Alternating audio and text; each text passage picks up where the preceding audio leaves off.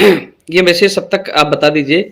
Fourth कर्मचारी में पद बढ़ाने के संबंध में मेरी अधिकारियों से बात हुई है।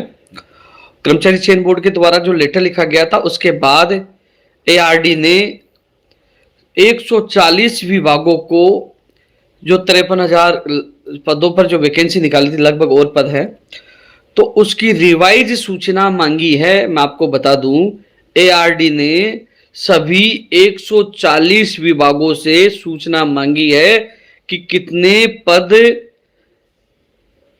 आपके पास और रिक्त हैं, जो पदों की संख्या बढ़ाई जाए। यशस्वी माननीय मुख्यमंत्री जी युवाओं के प्रति बड़े संवेदनशील है और मैंने भी आपकी बात सरकार तक और माननीय मुख्यमंत्री जी तक पहुंचाई है कि फोर्थ कर्मचारी भर्ती में पदों की संख्या बढ़ाई जाए और जल्द ही मैं अधिकारियों से भी मुलाकात करूंगा। हालांकि मेरी फोन पे कई अधिकारियों से बात हुई है। 140 विभागों से रिवाइज सूचना मांगी गई है।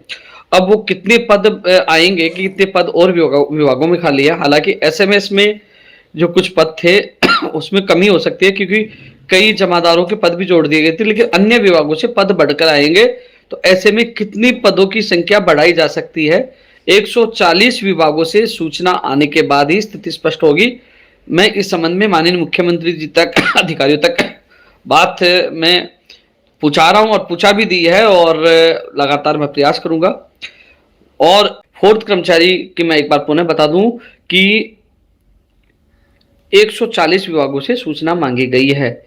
और अब देखना, मेरा वीडियो देखने के बाद कई लोगों को तो आज पता चलेगा कि 140 विभागों से ये फोर्थ कर्मचारी के पदों की सूचना मांगी। कई लोग कहेंगे, लेकिन मैं इतना जरूर कह सकता हूं, जो मुझसे मदद होगी मैं आपकी पूरी मदद करूंगा।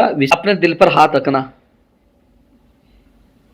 कि 12 साल मैंने सब कुछ त्याग किया